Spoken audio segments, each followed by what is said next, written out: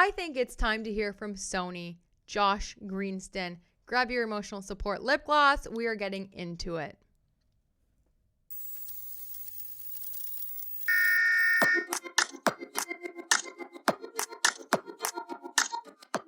Hello, happy Wednesday. It is hump day. Welcome back to this channel. My name is Mandy Magnan. I'm an actress, writer, producer, director in Toronto, movie reviewer, pop culture, and your YouTube commentator for everything. It ends with never. Today, we are going to be going over the deposition of Josh Greenstein. I, for one, have a feeling that he was kind of the snaky one at Sony, playing both sides of the fence. And yeah, we're going to hear from him actually, because we're going to go over his whole deposition. But out of everyone at Sony, I feel like he was the one that was kind of letting Blake get away with a lot, playing besties with Ryan Reynolds, while also simultaneously like being for Wayfair too in a way. But first, before we get into his deposition, which will be most of the video, I do want to talk about two specific things. One, this headline. Because what do you mean today when I Google Blake Lively, Scarlett Johansson comes up? Our girly, Scarlett Jo. Daily Mail and Page 6, shame.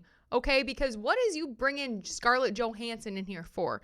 Now, I had to click on the links to be like, what? When was Scarlett Jo brought into this? What are you talking about? What's going on? This is now being brought up today. From the phone call from Claire Ayub and Steve Sarowitz when he mentioned working with Scarlett Jo and her movies coming up, that's been released. So I don't know who's planting these stories and trying to taint Scarlett Johansson when her directorial debut just dropped. Please, you can rent it now. Eleanor the Great, I saw it at TIFF, gave you guys a review. It's amazing. It's now out for streaming, and the headlines today are about her being dragged into the It Ends With Us lawsuit. Did y'all just run out of things to talk about? Because this recording's been out. There's no way you ran out of things to talk about on this case. You could talk about all the ways of what Ryan Reynolds did, how he was talking to Sony, how he was talking to Colleen, all of the things Ryan did. You could be talking about all the things Blake Lively did. But now you want to talk about Scarlett Jo and relate her to still being Ryan's ex from 25 years ago, damn near. She's married. She's doing movies still, directorial debut. And you want to steal the spotlight from her now to try to tie her back in with Ryan Reynolds? Shame. Shame on these publications. And now I just want to talk about this little post that I saw on X from TV and Movie Addict, who is literally doing some of the best work by keeping her boot on these Blake skis' necks, okay? Tell me why Stephanie motherfucking Jones is all over a Blake skis TikTok commenting stuff like, patterns don't lie, people do, and eventually the dark always comes to light. Bitch, please. I know you better be talking about yourself, right? Because we can sit here all day and talk about Van Zandt. Stephanie motherfucking Jones. Do you want to play ball? Kind of crazy that you're all talking about some untraceable smear campaign. They used social media content influencers. They used content creators. They did this, they did that. They manipulated the social media.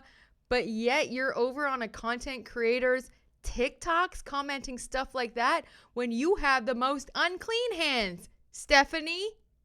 Ooh, Lord, don't get me started today, okay? When I saw this, I was like, this girl can't be for real. What? But now we know for sure they're watching. They're watching. But Stephanie. You can't be over here talking about what's done in the dark will come to light. That's what we're doing. Justice for Justin. Justice for Jen Abel. Justice for Wayfair. Because what y'all did with Van Zandt, the way you colluded with Blake Lively when Wayfair was still your client, and then y'all went and edited the text messages and put them in the New York Times. And then when they clapped back and fought back and defended themselves against y'all, what did you and Blake have to say? We obtained these legally. This was a legal subpoena. We obtained these legally. I don't think so. I don't think you did. But you're right. What is done in the dark will come to light, and it's all up on the surface now. Jones. As if. The hypocrisy. The audacity to be up in a Blakeski's comments talking like this is ludicrous. And yes, I saw the headlines yesterday, all the mainstream legacy media, all the tabloids saying, oh, Justin Baldoni called Blake Lively beautiful. He called her beautiful in a voice memo. Do you realize that Blake, during that whole time of pre-production, could not stop talking about her body, her weight, her insecurity, her this, her that? She sent pictures of her in wardrobe to Justin, and Justin said, it's beautiful. She in the wardrobe of Lily. Like context. Wow. The grasps that people are reaching. I mean, the commitment to the bit of still trying to support Blake Lively to this day, I mean, amazes me. It amazes me. The mental gymnastics that these people have to go through every day to continually commit to defending these people. I never seen anything like it. It's wild. However, we have some depositions to get through today. We are going to start with Josh Greenstein from Sony. Okay, let's do it. Now, this excerpt is a little long. It's about 100 pages, and it was submitted by Blake, okay? So you already know it's probably going to cut off when he starts talking, anything that might look bad for her. But we're going to go through it regardless because we deserve to have the information. So let's start it out. And what is your role? I'm co-chairman of Paramount Pictures and vice chairman of Studio Platforms. And when did you start at Paramount? I think around 6-7 weeks ago. Okay, and before, where were you working before you were at Paramount? Sony. How long were you at Sony? Around 10 years. What roles did you hold during those 10 years? I believe I was a president of worldwide marketing and distribution when I first got there for 4 or 5 years. And then in the last 5 years, I was president of Motion Picture Group. And were you president of the Motion Picture Group during 2022 to 2025 timeframe? Yes. Can you explain what your duties were as president of Sony Motion Pictures? Oversee all aspects of the studio, working for the chairman, who was my boss and oversaw the whole, everything. But it included on the label's front all development and production, deal analysis, business affairs, all that stuff. And then marketing and distribution reported up to me as well. So you mentioned the chairman. Is that Tom Rothman? Yes. And marketing and distribution reported up to you. Is that right? Yep. Yes. Okay. Yes. And did there come a time when Sony became involved with the film It Ends With Us? Yes. And what role, if any, did you fill with respect to the film It Ends With Us? My normal role as president of Motion Picture Group, same as I did with, many films. Did you have a role in casting the film? No. Did you have a role in the filming of the film? Then it skips. Let me ask that question again. Can you please describe why you described Miss Lively, an incredible partner to Sony during the filming of It Ends With Us? Her work ethic and her drive. You called Miss Lively, as read, the best marketer of any producer I have worked with in my 25-year career, even way better than her husband. Could you explain why you included that in your letter? Because it was true. The deponent. Oh, thank you. She had incredible ideas. She pushed the marketing team every day to be better. She recut the trailer. She pushed to get the special song in the trailer. She was just relentless in a positive way. And you wrote that, as read, she helped the trailer of It Ends With Us to one of the biggest trailer debuts we have ever had. Is that right? Yes. How big was the trailer debut? Big. I do not recall the specifics. Okay, we'll get into that. In the last paragraph, you say you could go on and on. What did you mean by that? I don't really know. Did you mean that you would go on and on about beneficial attributes of Miss Lively, or just, I believe so? Objection. Would you describe the film It Ends With Us as a success at the box office? A tremendous success. Did it exceed your expectations? Wildly. And what about Sony's expectations? Yes. Do you know how much on opening weekend the film It Ends With Us made? I believe $50-something million optimistically, and more internationally. I believe so, yes. 80 million? Sounds right. I don't know if we opened I don't think we were day and date globally, but that 80 global number sounds right. Earlier, you referred to Miss Lively, an incredible partner to the marketing team. What marketing team are you referring to? The Sony marketing team. Okay, did Sony's marketing campaign on It Ends With Us work? Objection. Yes. In your opinion, would 50 to 80 million people watch the film in opening weekend if its marketing campaign was not successful? Objection. Yeah.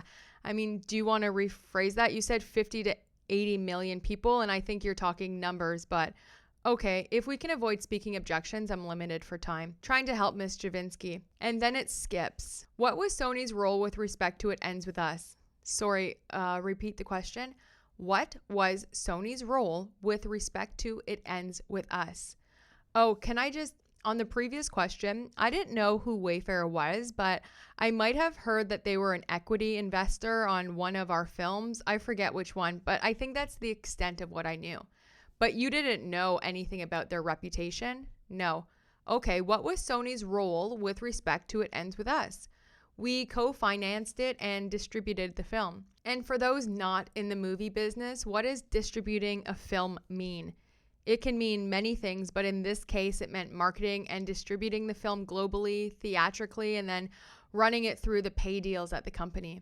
So how would you describe the division of responsibilities between Wayfair and Sony with respect to the film? Objection. I don't know. Do you understand that there was a contractual relationship between Sony and Wayfair? Yes. And are you familiar with the contract between Sony and Wayfair? No. Have you ever seen the contract between Sony and Wayfair? No. Are you familiar with the terms within the contract between Sony and Wayfair? The contract for the film? Yes. Not that I recall. No. Okay, let's mark Exhibit 2. I'm hoping you don't have to review the entire thing currently. Exhibit 2 marked for identification. Okay, for the record, I've marked as Exhibit 2 what has been previously marked as SPE Bill L1.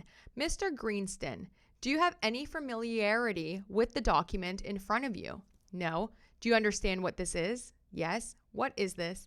This is the co-financing, co-production, distribution agreement between Sony and Wayfair.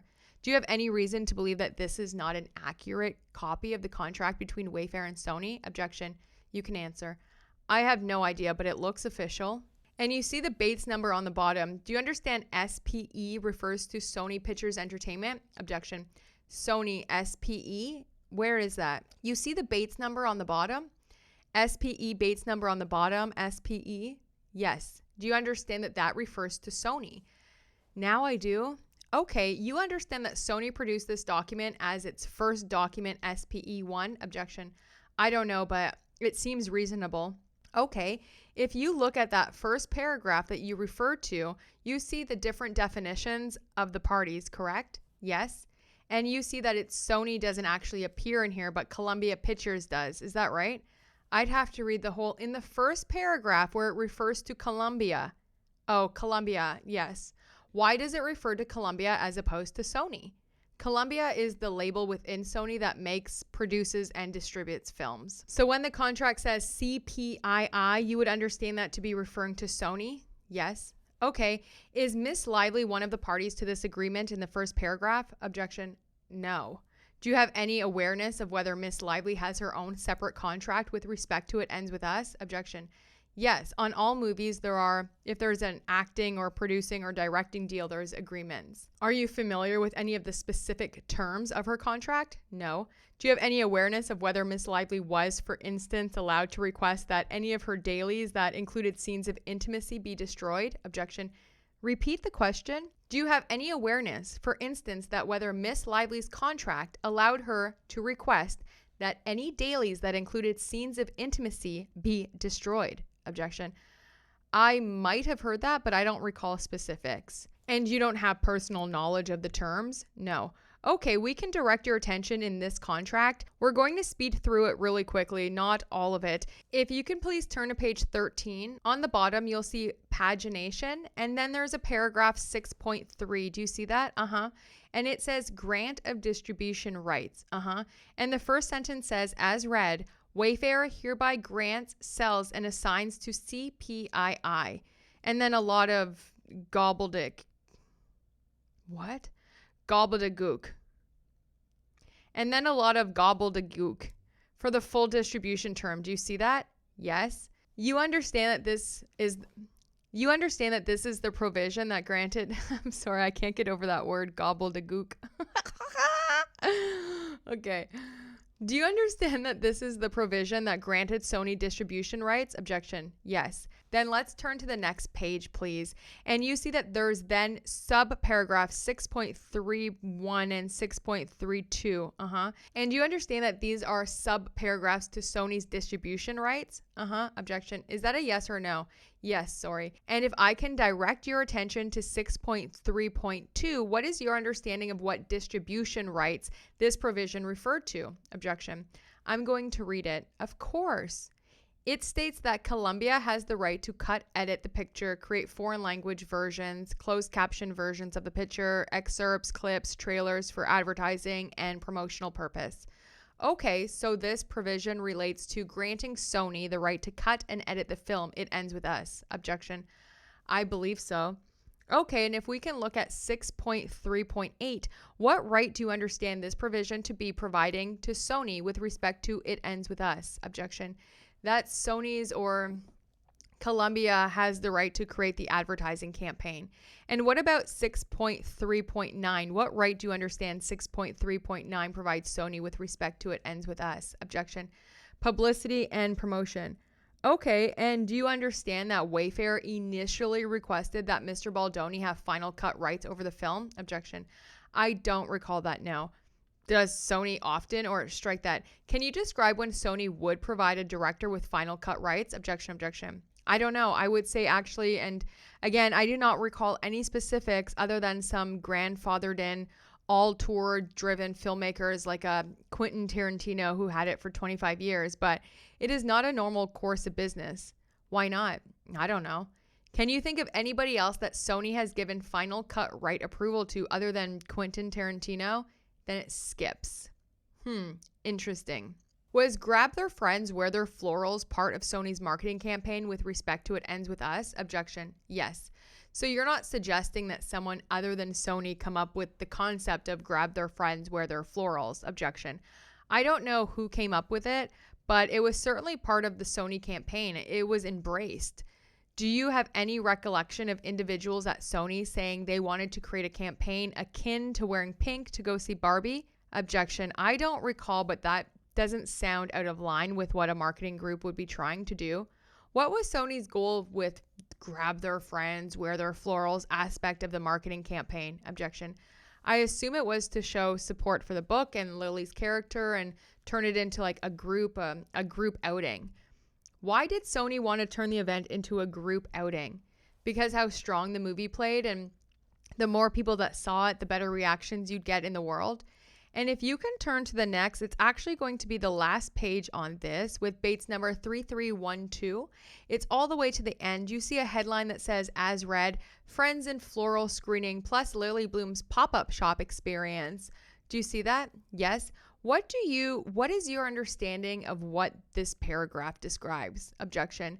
That we had a pop-up shop, a Lily's pop-up shop in Century City, invited a bunch of influencers to come and take pictures and videos. And when you say we, who did you mean? Sony. Okay, are these the fun and sexy pop-up shops that Wayfair had earlier recommended? Objection. I assume so.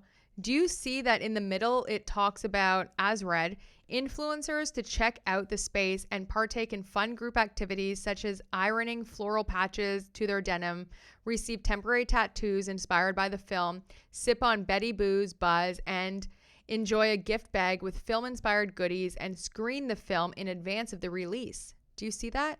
Yes. Was that a part of Sony's marketing campaign? Yes. Okay, and why did Sony offer visitors the ability to sip on Betty Boo's buzz? Objection. I don't know.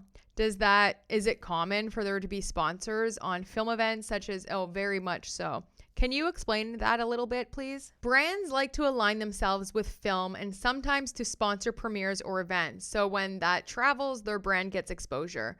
Do you have any idea of the origination of the idea for Betty Boo's and Buzz to be provided as a sponsor to the film?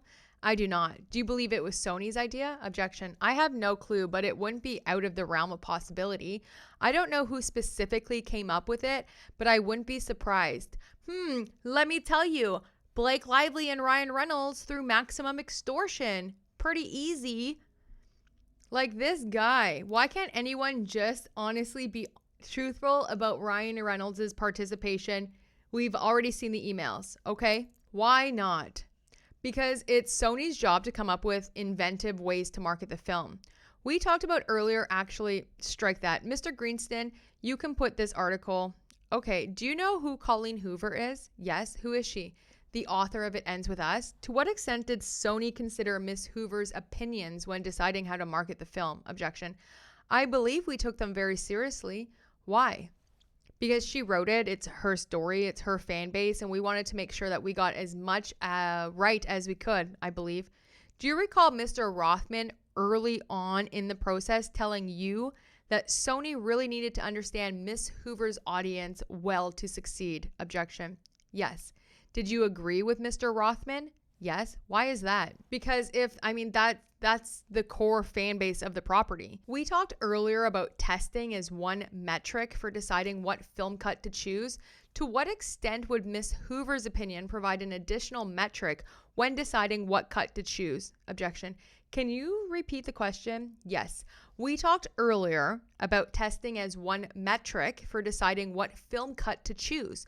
To what extent would Miss Hoover's opinion provide an additional metric for when deciding what cut to choose? Objection. In this case, it would carry a lot of weight. Can you explain that a little bit, please? Yes, it's similar to how I assume Warner Brothers would treat J.K. Rowling on Harry Potter. It was a sensation in terms of book sales, and Colleen means a lot to the core fan base, and we wanted, because of the sensitive nature of what the film covered, we wanted to make sure it resonated and held true for the author. How would Sony go about understanding Miss Hoover's audience? Objection. Well, talking with Colleen and analyzing the book sales and analyzing social media posts. And did Sony conduct any of its research to better understand its potential audience? I'm sure we did. All right, okay, I'm going to mark Exhibit 6, which will end in Bates number SPEBL 6375. Plaintiff Exhibit 6 was marked for identification, and Exhibit 7 will be, Plaintiff's Exhibit 7 was marked for identification. If you can just, I'm not going to spend a ton of time on these, but if you could just take a quick look and let me know what they are. 6 and 7. This looks like, when you say this, you're referring to Exhibit 6. Exhibit 6, it looks like a marketing focus group recap from Phoenix, Arizona. Okay, and you can see in the opening email you received this, right? Yes. Okay, then what's Exhibit 7? Actually, let's start with Exhibit 6. The email is from Shannon Kirk. Who is Shannon Kirk? Shannon Kirk, I don't know. Sorry, it's not, I didn't mean to test you. Her signature line says she's head of global creative strategy and research. Does that have any meaning to you? Yes. So what does she do? She works in the research and strategy department. Okay, and what are focus groups? Focus groups are when you get a group of people together and ask them questions about either what they have prior knowledge of in terms of an IP or some kind of book. And sometimes you show them materials and you get their opinions, and it's supposed to help inform what the audience wants to see. Does Sony do focus groups? Yes. How often does Sony do focus groups when it's working on a film project? Oh, usually every film. Okay, or most films. And why does Sony do focus groups? Because it helps us understand what the audience wants. And if I can direct your attention to the page with Bates number 6376, I think you're on it. Starts with, this is a strategic marketing report. Are you familiar with this report? No, but I get many of these, or I used to get many of these. And what is your understanding of what the purpose of this deck is? To understand how we move forward in the best way for the movie and the marketing. And why did Sony, as opposed to Wayfair, do this focus group? Because we were distributing and releasing and marketing the film. And what was Miss Lively's involvement, if any, in this focus group? I don't know. Do you have any reason to believe Miss Lively had any involvement in the marketing group? What was the date of this? September 26th, 2023. So basically a little less than a year before release. No, I would assume she'd have none. Do you have any understanding of whether Wayfair did its own focus group? I have no idea. Do you believe you would know if Wayfair had done its own focus group? Objection. Not sure. Had you ever seen any results from any Wayfair focus group? I don't believe so. If you can, I can turn your attention to page 6379. Yep. Is there any reason for you to doubt the accuracy of what is described in this deck? No. Okay, it says, as read, finding from these groups suggests that the most emotionally resonant for readers is Lily's journey of self-empowerment, her breaking a generational cycle of domestic abuse and discovering her passion and starting a successful business. Is that consistent with your understanding of the initial reaction from audiences that Sony was receiving? Yes. And if I can direct your attention to the end of the paragraph where it says, as read, the book left them feeling optimistic for Lily's future and they wanted the movie to do the same. Do you see that? Yes. To what extent does that describe Sony's objective with respect to its marketing of the film? Objection. Broadly accurate. What do you mean? I mean, the description of dealing with a really difficult subject, but also making it hopeful and showing that she's not just a victim, that she's so much more than that, I think is what the audience wanted to hear. And how early did Sony realize that there was the balance to strike? September 29th, 2023. And if I direct your attention to the next page of 6380, where it says that, as read, women in the focus group found that Lily was, quote, not defined by abuse, and that her, quote, became a businesswoman and opening a flower shop was especially important. Do you see that? Yes. How is that sentence to the extent strike that? How did Sony's ultimate marketing campaign reflect the beliefs expressed in this sentence? Objection. I believe it tried to encapsulate this idea in everything. What idea did Sony's marketing campaign try to encapsulate? Not to hide the abuse, but to also show that there's so much more to her and there was hope and she could make it through, and she was multifaceted person that was not just defined by someone doing something to her. She was not just a pure victim. On the next page, on 6385, it says, as read, domestic abuse is the essential part of Lily's story, but it is not her whole story. Yes? Can you describe what, to an extent, if any, Sony's ultimate marketing campaign reflected that idea? I think what you just said accurately described it. And this was not just some idea that Sony came up with on a whim, right? No, this was researched and put forth as the best way to get as many people to see this important film as possible. And so there was a strategic decision on Sony's part not to make it a domestic abuse film. Well, I wouldn't say that because it was very important not to hide that fact, but it was part, not the only thing. Understood. I see your counsel looking at you for a break. I just have a couple more questions on this and then we can take a real quick break if that's okay. Okay, if we can turn to the next document in Bates 2044, you received an email from Laura Potter, who at the time was the Vice President of Strategic Market and Research.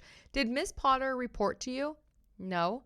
Okay, Ms. Potter refers to 3 focus groups and has a header called Guardrails for the Creative Campaign. What are guardrails? I don't know, but I assume she's talking about kind of pillars to stay on.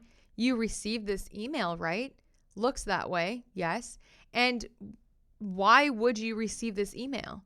Because she's part of my organization. And who in your understanding would develop these guardrails? The research and strategy team. Sony's research and strategy team. Yes. Anyone outside of Sony? Strike that. Would anyone outside of Sony be responsible for helping come up with these guardrails? Well, the vendor that Sony uses, right? The research company that goes out and helps us recruit and analyze the data. Who is the research company? On this particular film, there's a couple of different ones we used. I don't know who we used on this one. Is MarketCast one of the vendors that you used? Yeah. Do you believe you used MarketCast? Sony used MarketCast with respect to It Ends With Us? If you say we did, I'm sure we did. What is MarketCast? They're an independent agency that conducts research in terms of films and marketing materials that we work with that help us analyze and put together these kind of plans. So Sony hires MarketCast to collect data, which Sony then relies on. Yes. And how does Sony rely on them? Rely on MarketCast? Yeah, because they're talking to the audience and we're relying on that data. Do you have any understanding if MarketCast data is reliable? Like all data on films, it can be and usually is pretty reliable, but sometimes they're wrong. But do you have any concerns that MarketCast methodology is unreliable? No. And does Sony rely on the data from MarketCast as if it is reliable? Yes. Okay, if you could just very quickly look at the do's and don'ts. I don't need you to read them, but generally the headers, do you agree generally with these do's and don'ts? Yes or no? Oh, yes, sorry. Okay, I'm moving on to a different module unless the witness would like a break. Do you want to keep going? Yeah, I'll take a break. Okay, we're going off record. Mr. Greenstein, did there come a time when Sony began to work on trailers for It Ends With Us? Sure. And who is responsible for creating the trailers for It Ends With Us? Sony. Did there come a time when Sony tested trailers? I assume so. And then it skips a few pages, and I would be very interested to, I'm sure on those pages that they talk about Blake Lively's involvement with the cutting of the trailer and using Taylor Swift's song, etc. But they cut it out. Classic. We continue on page 81. Limiting some of the abuse scenes in the trailer. Okay, I'm going to hand you what I've marked as Exhibit 9. Okay, I'm definitely not going into the bulk of this email. This is an email that you received from someone named David Small. Who is David Small? He worked in analytics. What does analytics do? Social listening, understanding how people's online feel about subjects, and he works for Sony. Yes. Okay, and do you trust Mr. Small's opinions? Yes. For the record, I should know that this exhibit ends in Bates number BL1762. Do you see where Mr. Small talks about the hugely successful trailer launch? Yes. Is that consistent with your recollection about the trailer launch? Yes. And he says, as read, the social response is bigger than we could have imagined. Do you see that? Yes. And how many million viewers does he refer to? 108 million. Do you believe that number is accurate? Yes. Do you recall your reaction to 108 million views on the It Ends With Us trailer? I don't recall, but with those kinds of numbers and the kind of sentiment, I'm sure I was thrilled. And Mr. Small's email refers to, as read, 90% positive on fan-centric platforms. Do you see that? Yes. Then it skips. Small? No. Cammy now. Oh, Cammy now. Cammy now. Cammy now's email about a romantic thriller. How did Sony end up describing the film in those terms? I don't recall, but I'm sure there's a document, but there's a positioning document that I'm sure you guys have or exists that would accurately say what that was. I don't believe we ended up positioning it as a thriller. Again, in the early stages of marketing campaigns, there's a million ideas thrown out and you're trying to see what's the most effective. And so at the early stage, any and all ideas are welcomed. What about romantic drama? Do you believe that there was the genre that Sony used to describe the film? That sounds more accurate. To what extent are you aware that Sony marketing explicitly decided not to label It Ends With Us a domestic abuse film? I think that was from the very beginning. Okay, I'm going to hand you what I'll mark as Exhibit 10, which has Bates number 18992. Do you see this email? Yep. Or I'm sorry, not an email. Do you see this text exchange between you and Miss Lively? Is that right? Yes. Is this a true and accurate copy of a text exchange between you and Miss Lively dated March 4th, 2024? Yes. Okay, if I can direct your attention to where Miss Lively wrote that Justin just texted her to invite her into the editing starting next week, March 11th. Do you see that? Yes. Did you understand Justin to mean Mr. Baldoni? Yes. And then it skips. As 12, which ends in Bate number 1027. The title of the email is It Ends With Us 3.28 Screening Denver. Do you see that? Does this refresh your recollection about when Mr. Baldoni's first official test of his cut was screened? Yeah, yes. Okay, so when did that first official test occur? Well, sometime in that week, the March 29th week. Okay, it says 3/28 screening in the title, right? Yeah, so March 28th, 2024. Yep, there it is. Yep. Okay, and when did the March 28th screening of Mr. Baldoni's cut occur? It looks like it was in Denver. Did you attend? I don't recall. Did Miss Lively attend? Objection, I don't know. Okay, the first email in Exhibit 12 is from Navina Samuel. Mr. Samuel is a Sony Vice President of Global Strategic Market and Research. Is that accurate? Yes, Miss. Oh, thank you so much. No problem. Oh, I had Miss in my outline. Thank you. And Miss Samuel says the ratings were, quote, as read, positive, but short of the theatrical targets. Do you see that? Where is that? I'm sorry. It's over on the next page. Oh, that's on 1060. Yes, that's on 1060. Sorry, that's the first email. No worries. Okay. Is that consistent with your understanding, with your recollection regarding the first cut of, Mr. Baldoni screening, that the reaction was positive but short of theatrical targets? Yes. Miss Samuel continues that as read, the screening fell behind among other audiences, but particularly women under 35. Do you see that? Yes. And if we can go to the top of the next page where it says top 2 box, remind me what top 2 box is? Excellent and very good. Okay, and we talked about the contractual requirements for Sony to choose Mr. Baldoni's cut. Do you recall that? Yes. And do you recall that the top 2 boxes had to be 90%, right? Objection, yes. Well, what is your recollection of what Mr. Baldoni's cut had to score in the top 2 boxes in order for his cut to be the one released? Objection, I have no recollection, but based on what the document you showed me, it was 90. Okay, and looking at this, can you help us understand what the score was for Mr. Baldoni's cut at the March 28th screening in the top 2 boxes? 76%. And if I can direct your attention to the yes, definitely, what does that box describe? Would you definitely recommend this film to somebody? And we talked about the yes, definitely category with respect to the contract between Sony and Mr. Baldoni. Do you recall that? Yes, I recall that. Do you recall what percentage Mr. Baldoni needed to hit in order for his cut to be the one released? Objection, 70 was that. I can look at the documents again, but I believe 70. Okay. And what was Mr. Baldoni, strike that. What was the definitely recommend percentage for Mr. Baldoni's cut? 62. And what about after the March 28th test, do you recall having any conversations with Miss Lively relating to editing of the film? After this, I do not. Do you recall having a meeting with Miss Lively at her apartment after the March 28th test? I recall a meeting at her apartment, and then it skips 3 pages. What were you doing at Miss Lively's apartment, Josh Greenstein? Interesting. Miss Lively during that meeting? I do not. Do you recall asking Miss Lively that you wanted her, strike that. Do you recall asking Miss Lively to make Sony's cut of the film? I do not. Do you recall Miss Lively telling you that she did not want to be involved in editing of the film? No, I do not know either way. I don't remember. Do you recall Miss Lively telling you that Sony should hire its own editor to make its own cut? I don't remember. Do you recall approving Miss Lively to work with her own editor? I don't. I know there was conversations I had with Angie, but I don't recall the specifics. Do you recall who the editor was that Miss Lively ended up working with on Sony's cut? I forget his name. Shane Reed? Yeah, it sounds right.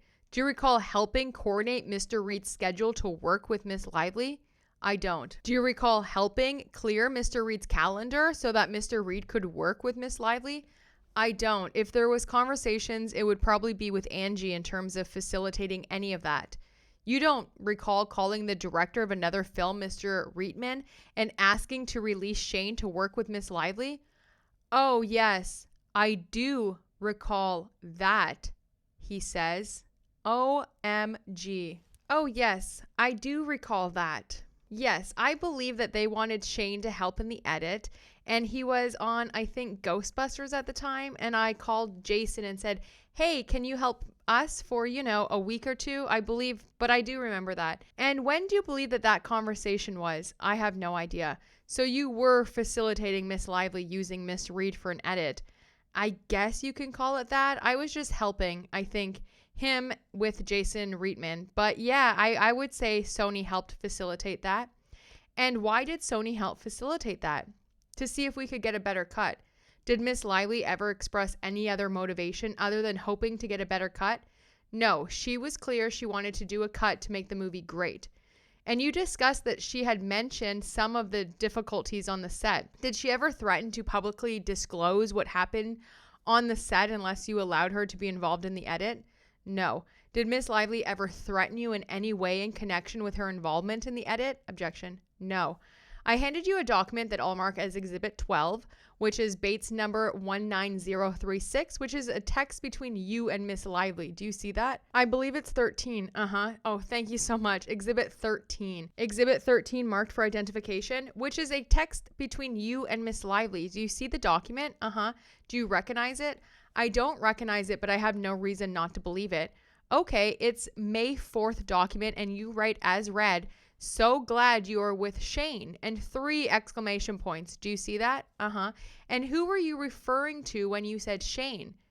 Well, it must be the editor. Okay, so when you were being truthful, when you said that you were so glad that Miss Lively was working with Shane. Yeah, I think I was happy because she was happy, and yeah. Was that the only reason that you were... Then it skips. Contractual thresholds? It must mean far from... This was based on a screening. I don't know if this was in response to one of Justin's cuts of the film. I don't know. So do you recall that there were 2 screenings in Edwards Aliso? Okay, I don't, but I believe you. Well, do you recall that there was a second screening for Mr. Baldoni's cut? Sounds right. Okay, I can represent to you that the May 13th testing at Edwards Aliso was the second screening of Mr. Baldoni's cut. Okay, objection. Okay, so I'm sorry. Did you answer the question? When you refer to these contractual thresholds, are those the ones we discussed earlier, the 90% for the top 2? Objection. I assume. Okay, and Mr. Baldoni's cut at the second test did not reach that 90% threshold. Is that right? Objection. I don't know based on this, but if you've got the data, then yes. So when you wrote 86% top 2, what did you mean? That's the top 2. That's definite and excellent. I mean, that's very good and excellent. Okay, and so is this your understanding of the result from the May 13th testing? It must have been, yeah. Okay, and what about def recommend? What did you mean there? That's definitely recommend. And what did you understand the definite recommend score was at the second screening? It looks like 66. Okay, and then you wrote as read, the ending is most likely doing the heavy lifting and improving scenes. She's left, and then it skips. Okay, and to what extent was your shocker in reaction to Miss Lively saying that Mr. Baldoni had resisted the Atlas scene at the end? Oh, I don't think it was directed towards that. I think it was directed that, of course, that's what the audience wanted from what I recall.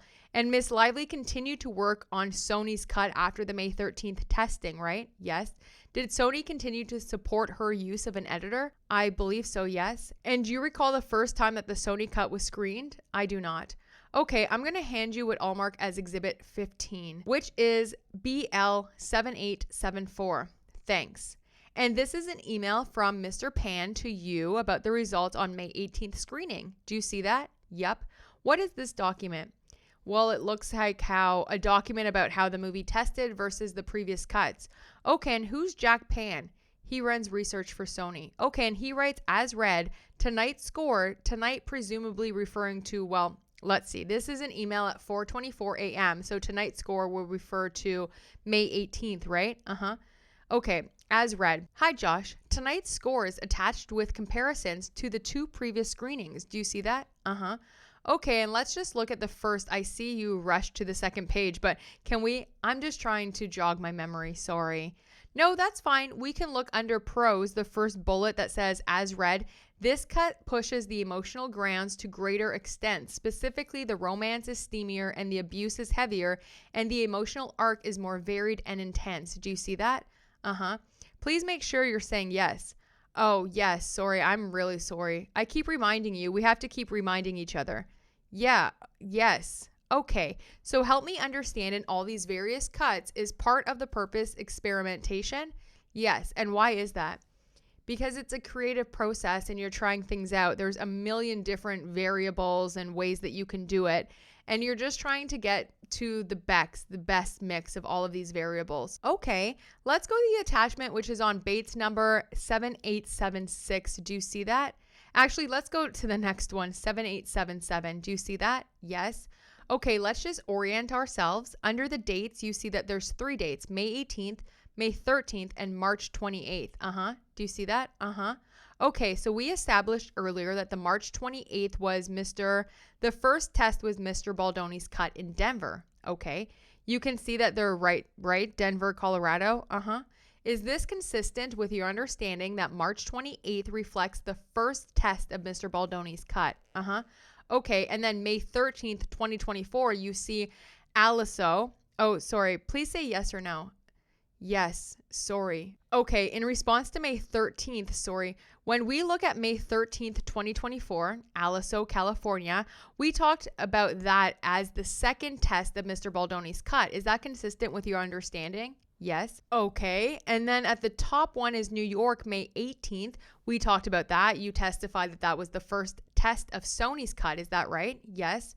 Okay. So let's go down to total positive. Is total positive the same as the top 2? Yes. Okay. And if we look under totals, can you please compare the results of the 3 tests that we see in the box under totals? The last test was 84. The second test was an 85. And the original test was 76. None of these tests met the 90% contractual threshold, right? Objection. Correct. Okay, and if you compare Mr. Baldoni's cut, strike that. If you compare the second test of Mr. Baldoni's cut with the first test of Sony's cut, what do you see comparing those 2 percentages? In total positive?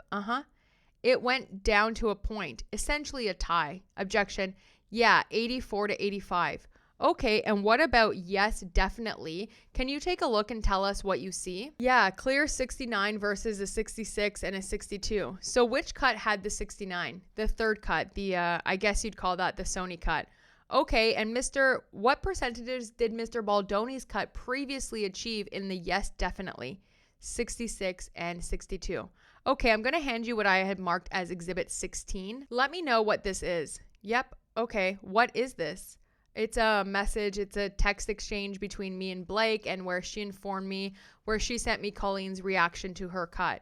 Okay, so let me break that up. By Colleen, you mean Miss Hoover? Yes. And when you say her cut, you mean what you've been referring to as Sony's cut? Yes. And what was Miss Hoover's reaction to viewing Sony's cut? Objection. Well, based on this text, it was effusive, and it says, as read, I have a list of 57 things I love about yours more. You killed it. And then she put some of her specific thoughts, and I wrote, as read, amazing and good news. Why was it good news? Because it's important no matter what cut of the movie you go with in terms of the film and in terms of the marketing and the cut, the author, someone as much influence and understanding of the audience, Colleen Hoover supports it and thinks champions it. You said, according to this text, is there any reason to think that this is not an accurate reflection of that text? No, not at all. Objection. I'm just saying because I have zero memory in general, and I just wanted, I've never done a deposition, so I'm just trying to be accurate, So if you look up at your text message from 11:11 p.m. before Miss Lively sends you Miss Colleen, Miss Hoover text, you say, spoke to Colleen. Do you see that? Do you recall having a conversation with, and then it cuts 5 pages? It's very different fan bases, very different reasons, but that's all the same for all of it, is you need to have the tip of the spear excited about what you're doing and believing in what you're doing. So what might you place on Miss Hoover's opinions? Objection, a lot. And how did you consider Miss Hoover's opinion in deciding what cut of the film to release? Objection, I would say it had a big sway. Even more than testing metrics? Objection. I don't know if I'd say more, but on par. If she had a real problem with something that was in the film, we would have a major problem.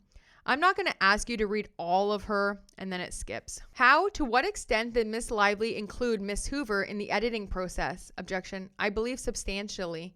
Can you explain what you mean by substantially? Well, I believe she showed her the film several times, got several rounds of notes, and addressed all of Colleen's notes. I don't have the specifics, but that's all I recall. Okay, and to what extent did Mr. Baldoni include Miss Hoover in the editing process? Objection. I don't know. I do recall it felt like Colleen felt like she was brought into the Blake cut in a more substantive way, but I don't recall the specifics. And do you recall hearing that from Miss Hoover herself? Yes. Do you know one way or another whether? And then it skips. Mr. Greenstein, I'm handing you Exhibit 19, which is Bates number subpoena 85. What is this document? This looks like a text from Ryan congratulating me on Sony's Garfield opening. Those are texts you received from Mr. Reynolds? Yes. And that's Miss Lively's husband, right? Yes. And if you go to the second paragraph, Mr. Reynolds writes, as read, more importantly, Josh, I can't thank you enough for your level of integrity and leadership with the It Ends With Us drama. You're not only backstabbing a vastly better version of the film, but you're making fans and allies left, right, and center. And you respond, as read, I really, and he writes other things, and then you write, as read, I really appreciate your kind words. I'm so impressed with how Blake has handled the situation. What did you mean when you wrote, I'm so impressed with how Blake has handled the situation? I believe I meant how impressed I was with all, what she was doing in terms of the movie and the marketing campaign under these circumstances. And what impressed you about how Blake was handling the marketing campaign under these circumstances? Well, at the time, I'm just going to read my response. It was about, thank you. Yeah, I believe it was about how creative she was, how she wouldn't settle for anything but greatness in the film and in the marketing campaign. And then you say that her North Star is the movie. Yes. What did you mean by that? Well, it's kind of something I always said whenever I worked in places where it was like, even though I was employed by a studio, but like I always felt like I never worked for the studio. I never worked for the filmmakers. I worked for the movie. And that's the only thing that mattered, the best version and the biggest audience to come see a movie. And I believe that's how I felt she was in regards to this process. All she cared about was greatness. You say, as read. I tell my wife and daughters all the time you need to advocate for yourself, especially in this world as a woman. I'm wondering why you included that sentence. Well, I probably because been on so many movies where, similar disagreements have happened between star and director or studio and star or studio and director, There's all kinds of producers or financiers, and it's quite common for, in my experience, male stars to have real opinions and use their weight to say this is what it's got to be. And I just didn't think there should be a double standard. Do you think that there was a double standard? Well, I think that the pushback I was responding to from what was going on, I'm not sure I felt there was a double standard. I was just saying I like the fact that Blake was really speaking up for herself and trying to do what was best for the movie. Did you think that Miss Lively was acting as a terrorist? No. Did you ever tell anyone that Miss Lively was acting as a terrorist? I don't believe so, no. Your next sentence, you say it says no. I'm assuming you meant to say not, like for not only instead of no only. Is that right? Yeah, probably. Not only does Blake do that for herself, but she is a creative force and a total badass. Do you see that? Yes. Why did you include that line? Because I was incredibly impressed that, especially seeing everything she was doing in terms of the cut of the film and the marketing of the film, that her creativity, she took an okay campaign and elevated it. And that whole Lily's Flower Shop special shoot with her and the cast was all kind of like her design, right? And it really helped the movie. Her pushing us to go to screen the movie in full at Colleen's book event thing and having... that was already set up with Justin Baldoni. That's crazy. Her pushing us to go screen the movie in full at Colleen's book event thing and having courage to do that, and where we wanted to just show a little snippet of the movie. And, that's what I remember. And I really was impressed, because you rarely get that from partners, much less producers or actors. Okay, can you read the next sentence beginning with her cut? You can read it out loud, please. Where do you want? After total badass, as read. Her cut is better, no question. I have her back all the way. It would be agreement, both you making movies at Sony, both of you, man, you can stop. It's okay. I'm a terrible speller and grammar. No, I'm sorry. I should have told you where to stop. I'm interested in your sentence where you said her cut is better, no question. By her cut, you mean Sony's cut? Yeah. And you said, as read, her cut is better, no question. I have her back all the way. Why did you communicate this in the text message? Because there was a lot of back and forth between Wayfair and them and us. And I believe that cut was the stronger cut. As of May 26th, do you believe that the Sony cut was the stronger cut? I assume, or I saw a path that it was, and then it skips. I don't believe so. Okay, let's scroll down to where Miss Lively says she spoke with Colleen, as read. She feels like I do. Still full steam ahead with my cut. Do you see that? Oh, funny how they cut out all of the, probably how Blake Lively's cut scored lower. Interesting. Okay, let's just move on, right, Blake? Now they're talking about how she's told Sony that her and Colleen are still going with her cut no matter what, even though her cut scored lower than Justin Baldoni's. Do you see that? Yes. Is that consistent with your view on what the next steps were with respect to the cut that Sony would release? Yes, but I assume it was us working on that cut because I think there were a lot of things just in terms of music and editing, not just the pure scores, but the vibe, certain scenes that both Blake and Colleen liked much more in this cut. Was it your decision to decide what cut to move forward with? Ultimately, no. Whose decision was it? Tom Rothman.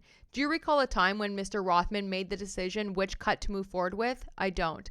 And at this point, that decision had not, then it skips. And how would you describe Miss Lively's receptivity to receiving notes from Sony? Objection, open-minded. Are you aware of an event called Book Bonanza? I believe so. Did Miss Lively go to Book Bonanza? Is that the Colleen Hoover book event in Texas? Are you aware of a book event in Texas that occurred in June 2024? Yes, that's probably it. Okay, any idea whose idea it was for Miss Lively to attend Book Bonanza? Objection. I don't. It was either Colleen or Sony or one of the two. One of the two, Colleen or Sony? Colleen being Miss Hoover? Yes. What was the reaction from the audience of Book Bonanza to the film? I believe it was incredibly well received. What cut aired at Book Bonanza? I think an earlier cut of the Sony Blake version, I believe. I don't think it was the final film cut, but it was the Sony cut as it existed at that date. Yes, but when you say the Sony or Blake cut, I do believe there was still stuff from Justin's cut. I forget the kind of mix of things. So as Miss Lively was editing, there could be certain components of Mr. Baldoni's cut. Yes. Is that right? Yeah. Based on the feedback that she was receiving, I think so, from Sony. Yes, or from the audience. Okay. So I've handed you what I've marked as Exhibit 22. The following portion was designated confidential. Do you recall receiving this email? Yes. Yes. And what is this email? A reaction to Book Bonanza. What was the reaction? Audiences loved it. They jumped to their feet in Blake's theater and screamed like, "You got it right. Colleen was moved. Great night." And that's kind of that's the dream when you're dealing with a very avid fan base. Do you recall if that didn't go well, you're in big trouble? Do you recall describing it as lightning in a bottle? I don't recall, but it sounds like something I'd say. Why is that? I think I've just used that old-timey expression before. I'm handing you, it's marked as Exhibit 23. Oh, and we're off AEO now, so sorry. So we can let Mr. Heath back in.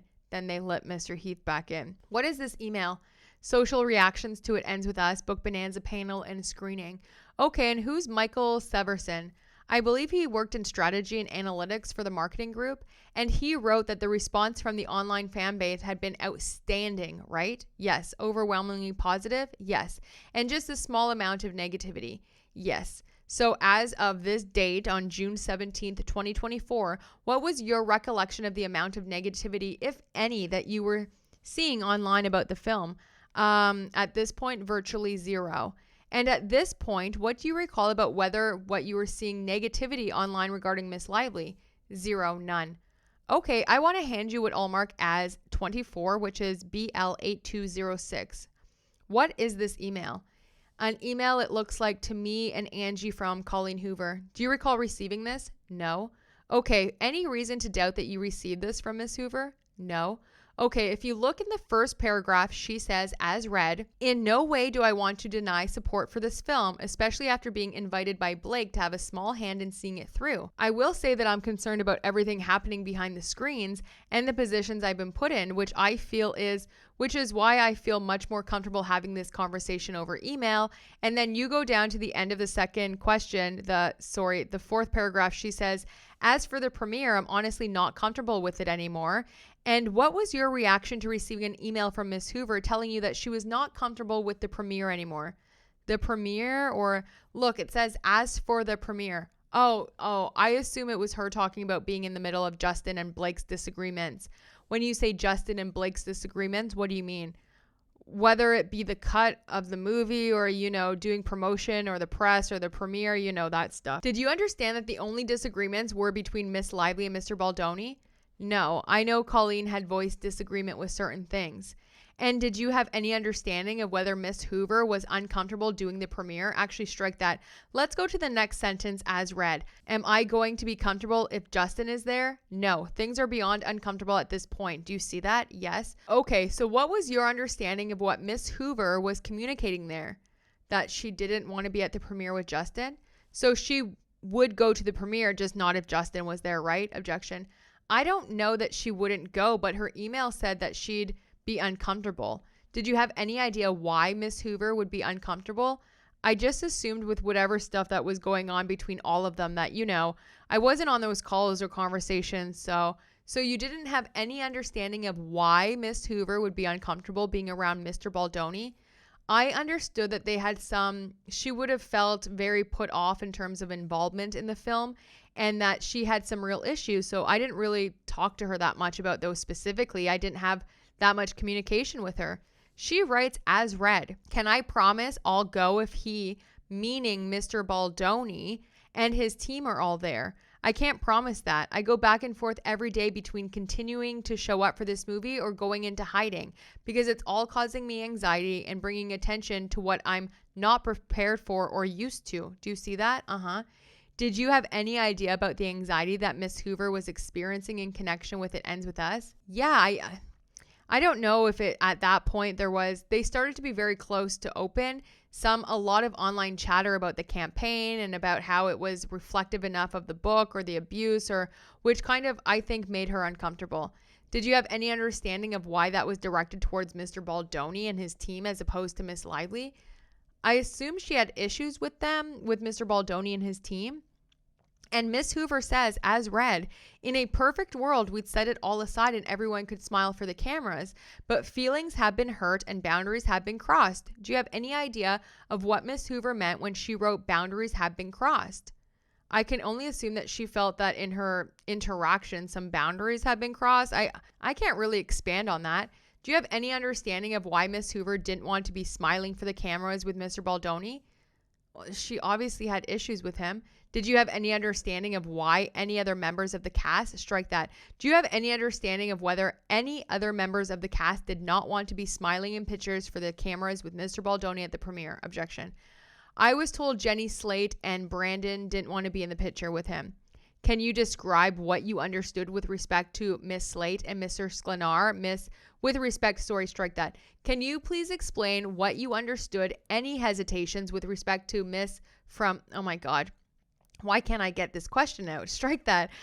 Tell me about what you were told about Miss Slate and Mr. Sklenar attending the premiere. I believe someone in my publicity team said that they weren't comfortable going if Justin and the Wayfarer team were there, and that's kind of the broad strokes of what I remember. Did you ask why? Yeah, and if it was stuff that happened on set, and I didn't know the specifics, and at that point, I think I was just trying to get the movie launched without having some kind of publicity problem around it. So at that point, Miss Lively still had not told you any details about what occurred on the set? No. I think she said at one point, will not tell you details. She said she specifically would not tell you details. Yeah, and I think it was as much for me as it was for her that she didn't want to involve me in that specificity. Did Miss Lively ever tell you that she would not promote the film at all if you did not release the Sony cut? She said she'd be uncomfortable promoting the movie. I don't recall her ever threatening not to, absolutely not, but I think I was definitely worried about that possibility. And again, very common occurrence in our business. If an artist isn't comfortable with what's on screen, they have the right not to promote it. Can you discuss a little bit about that, the right not to promote if you're not comfortable with what's on the screen? I mean, if there are some contracts that have contractual language where stars give 2 weeks promotion, right? But if someone doesn't, most of the time, there's not even provision. But if someone doesn't want to promote something, it would be really impossible to make them.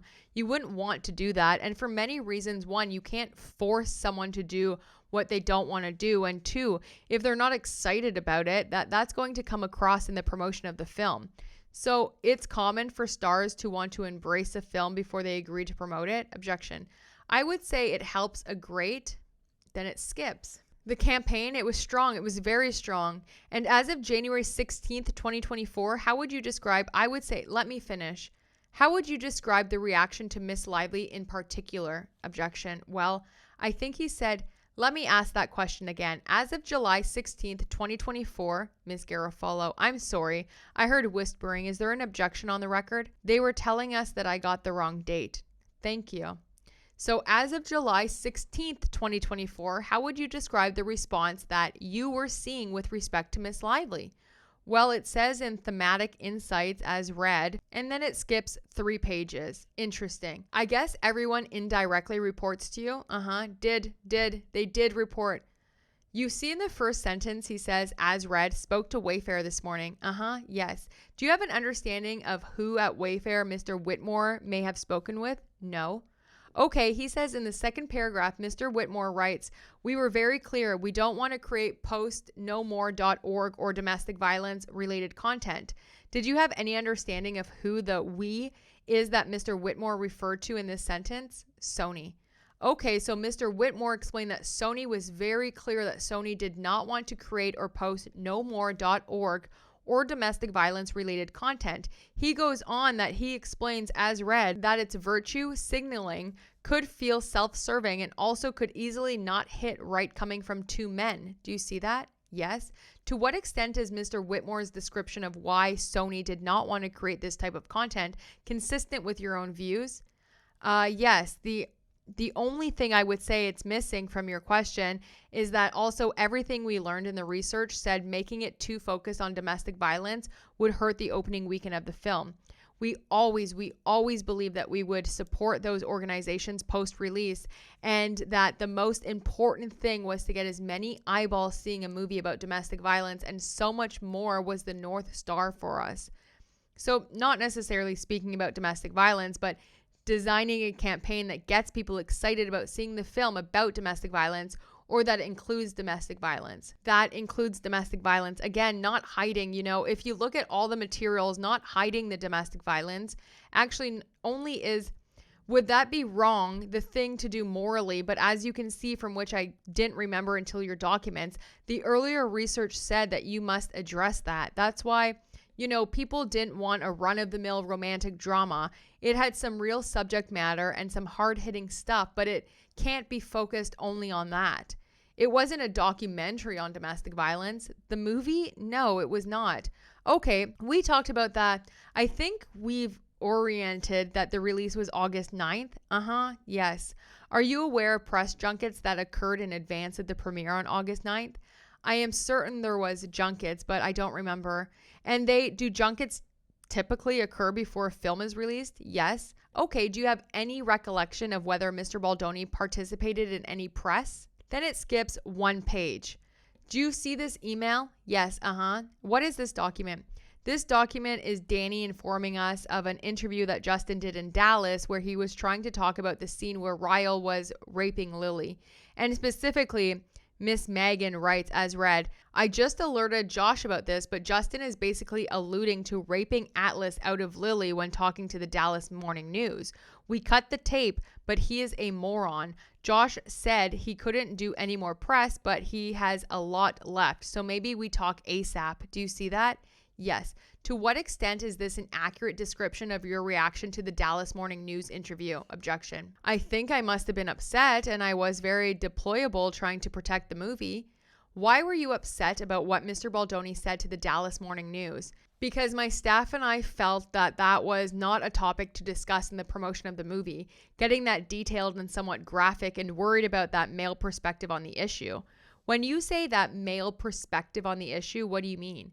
Means Ryle's character's point of view. I don't think there's a lot of sympathy for that, rightly so, that it whatever the character's point of view was, and that's certainly not something that would help in promoting the movie.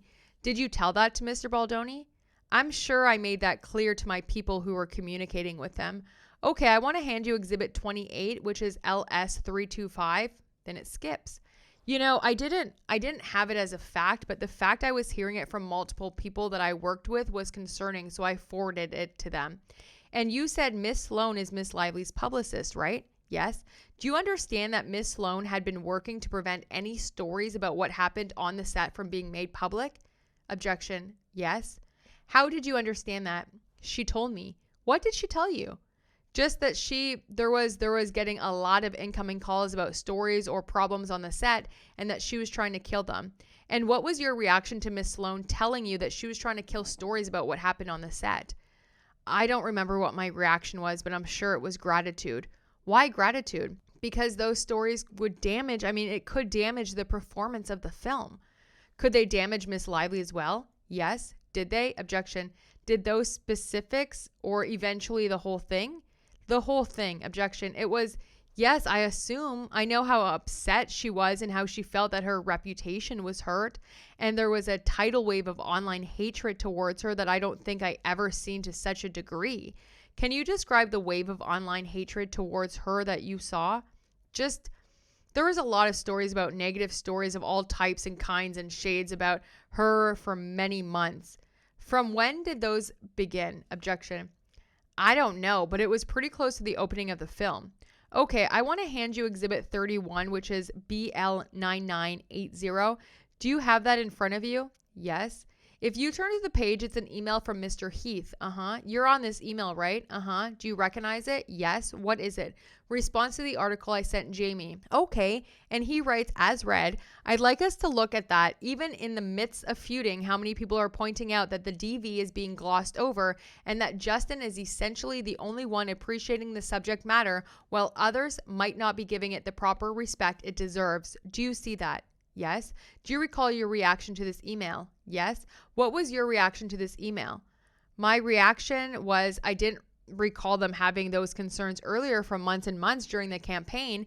And it seemed like at opening, those concerns started happening and there were stories started breaking. And I didn't know the order, but I thought that one, that it was incredibly unfair to the campaign, and two, it would materially hurt the film.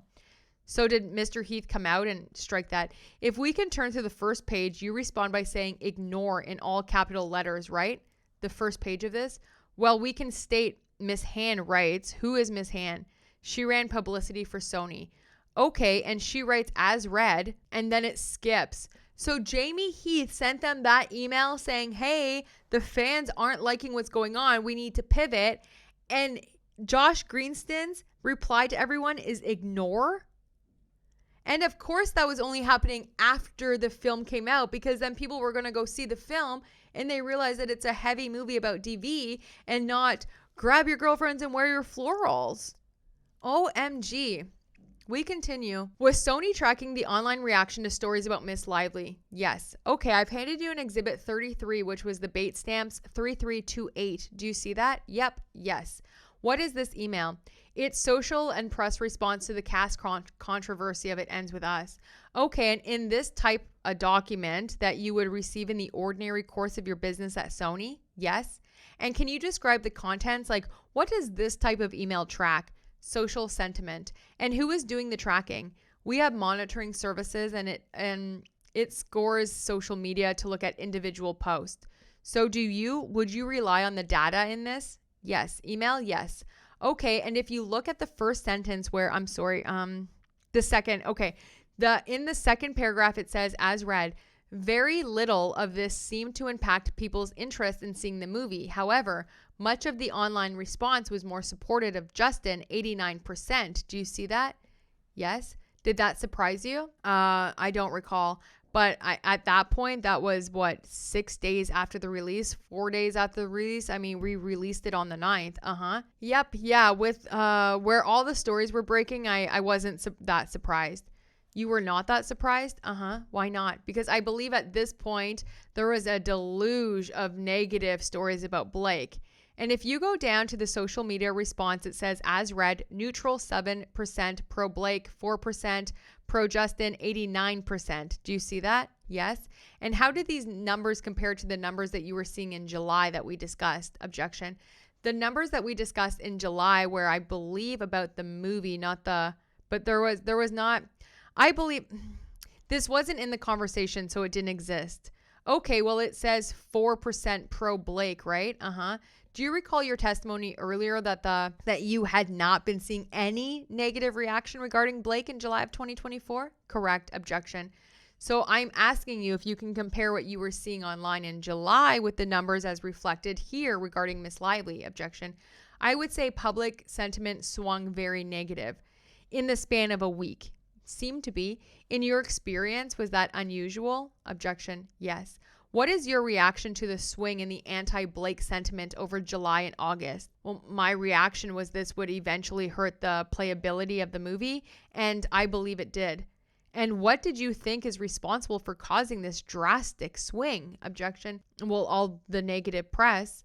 Okay, I'm handing an Exhibit 34, which is AEO. So this is marked attorney eyes only by Sony. So we have to, then it skips. The world, what they were telling me and what certain things were being, I was reading in the press were being echoed, like that email that I was shown by Mr. Heath to me about the negativity of the marketing campaign. Okay, now did you strike that? Did you know at or about the time this publicity began to appear that Miss Lively had effectively excluded Mr. Baldoni from the marketing campaign for It Ends With Us? Objection. Yes.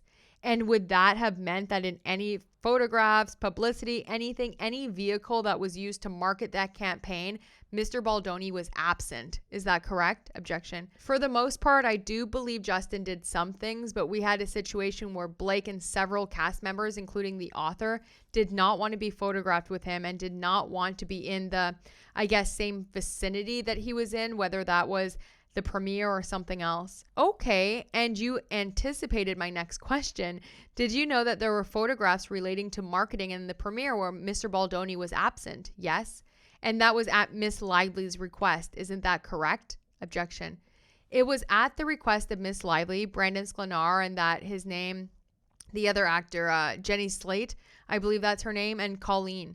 Did you ever discuss with Mr. Baldoni being erased from photographs with Miss Slate? Objection. I don't recall. I'll just leave it there. I don't believe so, but I don't recall. Same question for Mr. Sklenar. Did you ever discuss it with him directly? No. I was made aware that there was chatter about the marketing. That piece of the marketing, I believe, close to the premiere is when it popped up. Do you remember what some of the public criticism of Miss Lively's marketing efforts were? Objection. Yes, that it wasn't dealing hard enough with the direct idea of the abuse in the film and that it was very flowery, I think. But I think, the whole way through the campaign, we didn't hear that. Actually, we heard the opposite. This campaign is working so well because of everything we're doing. And Blake had also said, which I thought was smart, it's actually what we learned in the research. It's what Colleen said. It's what the fans want, which is Lily isn't defined by being abused. That she was abused, yes, but she's also a strong woman. She's self-sufficient. She has her own business. She has friends. She has other relationships, It was like, not let that define her completely. And that was kind of with the campaign, what we were trying to do. Your marketing people made a decision that it was better to promote the movie, market the movie by downplaying the sexual abuse and playing up Lily Bloom's character strength. Is that the correct statement? No? Okay. I don't think that's correct. Well, tell me what the marketing team at Sony conceived or is recommending as a marketing strategy. It was showing all aspects that, and I want to be very clear, not hiding or shying away from the abuse, as I said, in all materials, that was front and center. But if you made everything just about that, it would have not opened as big as it did and got enough excitement for people to see other aspects of this woman's life. And you told us you relied on your marketing people, correct? Yes. How long had you been involved in marketing of motion pictures? 25 years. Have you ever known the marketing to go astray and effectively tank a release? My marketing department? In general. A studio's marketing department that's actually marketing the movie? Yeah, make bad decisions, make a bad strategy call. It happens, doesn't it? Well, you said intentionally tank. Oh, I did not. If I did, I didn't mean to. Oh, okay. Sorry. Can you rephrase? Yeah. Sometimes the decisions by marketing departments are wrong and have a negative effect on the product. Is that your experience? Objection. It could happen. It does happen, doesn't it? Yeah, it's happened. I can name a few. Let's hear. What do you got? I'm not going to criticize. Okay, so you were aware, but can I say one thing to add to that? You may.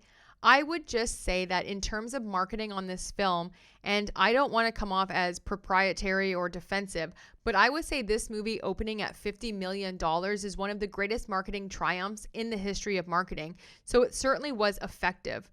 And that's your opinion? I think it's a fact. Someone could have done it differently and opened at 60 million.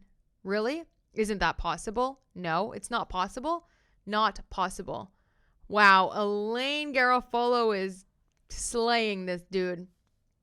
Okay, at or what about the time of the release were you aware that there was a public criticism of Miss Lively promoting her personal brands, personal products in the course of her marketing of It Ends With Us? Objection.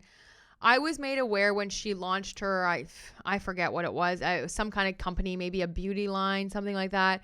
At a certain point when that was launched, I think it was maybe a few weeks from release or 6 weeks. I don't remember the exact time, but I do remember there was negative chatter because it was incorporated into the marketing of the film It Ends With Us, correct? It wasn't incorporated into it. It was launched in the same timeline. Okay, what about, are you aware that Miss Lively had some kind of alcohol business called Betty Buzz? Is that the thing? I don't know. Were you aware of public criticism that Miss Lively was attempting to market her brand Betty Buzz in connection with It Ends With Us, which was a domestic violence theme? Objection. No, I'm not aware. But you don't know that it didn't happen. And then it skips. What film was that? I've got to really think about that. I know that I've been involved in situations like that. It's happened over the years. It's not incredibly frequent, but it has happened, yes. Is it rare? Is it not? It is rare, is it not? Objection. Yes, I'd categorize that as rare, but there are movies that come out that don't even get tested. And in those movies that you've referred to were the lesser cut, the cut with the lower scores has been released. And can you remember the circumstances with any of those projects? Objection. I can't, but I don't recall what the final scores were the final test score. I think one of the big things that solidified our belief in it is when we showed a cut, and I don't remember which cut exactly, at the Colleen Hoover book Bonanza, and the core fans went nuts for it, and I believe also had a lot of influence on that decision. And was that before or after the Bake Off? I don't know. You talked a few minutes ago about Mr. Baldoni bringing this project to Sony. Do you recall that? Objection. I wasn't there for that, but that's what I heard happened. I think Wayfair brought it to Angie maybe. Okay, and if you know, well, did you ever come to learn that this was a project that Mr. Baldoni had been working on for quite a while? I don't know. How much money did Wayfair invest in the film? Objection. I believe they invested, then it skips. Miss Lively was very happy with the way you performed your role on It Ends With Us in connection with marketing of the film. Is that a correct statement to your understanding? Objection. I would assume that it is the case because if you look up the gross openings on romantic dramas historically, this is probably the biggest, and it also dealt with tough subject matter. So I think not only was she thrilled with the results in terms of the box office, but everyone at Sony and all of my constituents were. Okay, you received a number of communications from Miss Lively, telling you how happy she was for the positions that you were taking in connection with marketing of the film. Is that correct? Objection. I believe so. Okay, and same for Mr. Reynolds. You received a number of communications from, and then it skips. How the premiere would be handled with respect to Mr. Baldoni. Do you recall that? Objection. Yes. And what do you recall of those demands by Miss Lively? She didn't want to be on the red carpet with him. She didn't want to be in photographs with him. She didn't want to be seated near him. It went further than that, did it not? Objection. That's what I remember. And who made the decision to cave into those demands? Objection. We all talked as a company, Tom, me, publicity. There was a group of us. And the decision to give Miss Lively what she wanted in connection with the premiere was made for the benefit of the film. Would that be a correct statement? Objection. It was made for the benefit of us needing the lead actress to show and promote the movie at the premiere. I believe Wayfair was involved in this discussion and I guess had agreed to the demands as well.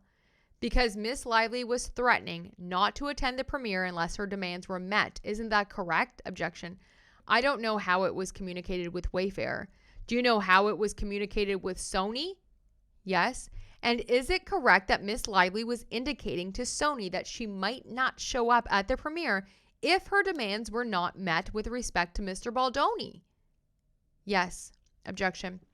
And what kind of effect in your based, then it skips. Appear to be text messages between you and Jason Groff on August 7th, 2024. Who's Mr. Groff? Runs the EPK. What is that? Electronic Press Kit. Sorry, it's the people in charge of filming everything that goes on at the premiere and packaging it and putting it out to try to get eyeballs. Thank you. And so on the second page of the document, Mr. Groff says, as read, "Hey Josh, at the premiere you told the team not to include Justin in the premiere sizzle. Danielle wanted me to double check since the conversation about him not being involved was getting louder and louder." And does that text from Miss Giannotti refresh? And then it skips like 13 pages. We're almost there, 2 pages left. And does that text from Miss Giannotti refresh your recollection? A little bit. So yeah, so in the mix. Can I finish? Oh, sorry. Thank you. Does that refresh your recollection that at least at some point in time, Miss Lively was threatening not to promote the film if she didn't get her way with respect to editing? Objection. I believe that I was worried about there was a possibility of that. Because she told you that, hadn't she? Objection. She had not threatened that. She had said it would be a big problem for me. And you didn't consider that a threat? No. Miss Giannotti considered it a threat, didn't she? Objection. Then it stops. Wow, wow, wow. Well, it seems like he was working for somebody, Blake and Ryan. Because what is you doing? He's not answering any questions until they're badgering him. Oh, yeah, okay, yeah, now I do recall that. Please. But the good news is we have one deposition left, and that is from Blake Lively's agent. So we'll be going over that next. I hope you're having the best day, and I'll talk to you soon. Bye.